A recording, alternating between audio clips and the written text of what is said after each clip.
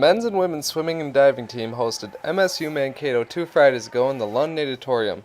Diana Vidovic was the top performer in a losing effort for the women's team, who fell to MSU by a score of 149.5 to 91.5.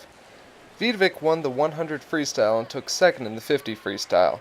Other event winners for Gustavus included Melissa Awney in the 1000 freestyle, Alyssa Tinklenberg in the 500 freestyle, Kelsey Lucia in the 50 freestyle, and Carly Mosher in the 100 backstroke.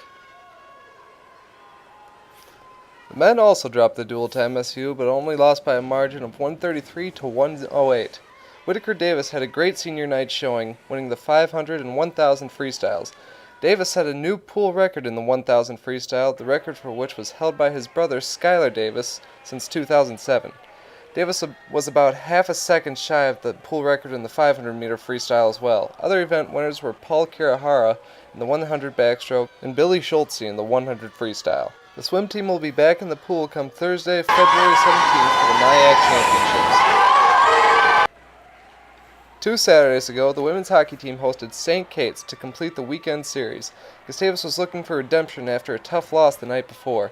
St. Kate's struck first as Michaela Michelson, shown here, beat a defender and went high glove side to put the Wildcats up 1-0. Gracie Olsen tied it up with less than 3 minutes left in the second, giving Gustavus the momentum going into the third.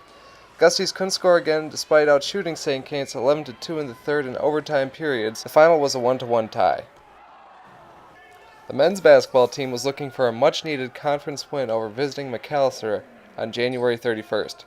Ben Buin had a big first half coming off the bench as he and Phil Wirtjes led all scorers in the first half with 9 points each. Most of the first 20 minutes were evenly played, but Gustavus started to pull away towards the end of the half, and Tyler Gray hit this clutch 3-point buzzer beater, sending them into the locker room. A couple minutes into the second half, the Gusties had built an 11-point lead, but over the next few minutes, McAllister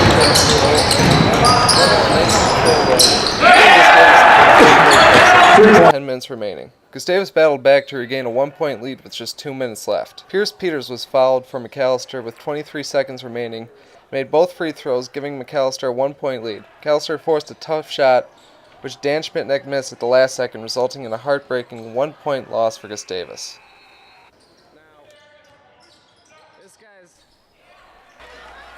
Back to women's hockey, Gustavus hosted both games of last weekend's conference series against Concordia. First, Lisa Turry went 5-hole on this power play goal less than 4 minutes into the contest, followed by another power play goal by Allie Schwab less than 2 minutes later. Captain Molly Carroll tacked on another goal with just a minute remaining in the first period. Concordia started showing the makings of a comeback in the second, scoring 2 quick goals just 10 seconds apart. But the Gusties kept their composure and were able to fend off Concordia for the victory. To give you an idea of how strange the afternoon game was versus Concordia, consider this. Over 17 penalties, a very low penalty shot, and 3 goals were this game. Sophomore Lindsay Helm started the scoring in this bizarre game 5 minutes into the first period with this great individual effort, first keeping the puck in the zone before firing it in from the slot. With 45 seconds left in the first, a crucial turnover in the defensive zone led to this Concordia goal to tie it at 1 before the first intermission. Early in the second, Kelsey Atkins was picked up by Lisa Turry on a breakaway and awarded a penalty shot. Here she is, skating in on goal, goes backhand, and Danielle Justice makes a great pad save to maintain the tie. Concordia did take a brief 2-1 lead late in the period, but Allie Schwab tied it up at 2 apiece with this great wrist shot in the slot. Moving forward, with 7 minutes remaining in the third, Schwab gave Gustavus a 3-2 lead with her 4th goal of the weekend. She had the game winner in her pocket for about a minute before Concordia tied it up again and sent the game into overtime. Moving into overtime, the Cobbers nearly scored on this play with seconds remaining in the period. But watch again carefully, and you'll see that the goal comes off the hinges just as the puck crosses the line. It was an incredibly tough call and was ruled a no goal. The game results. Both the men's and women's indoor track squads competed at the MSU Mankato Open last weekend. Each team competed against Division III and Division II track talents.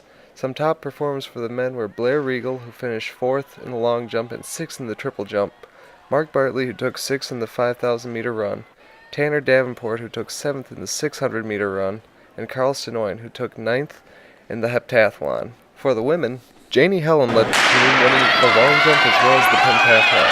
Other top performers were Megan Langdon, who won the 400-meter run, Sam Broderius, who took second in the shot put and third in the weight throw, and Lauren Rothschiller, who placed second in the triple jump and third in the long jump.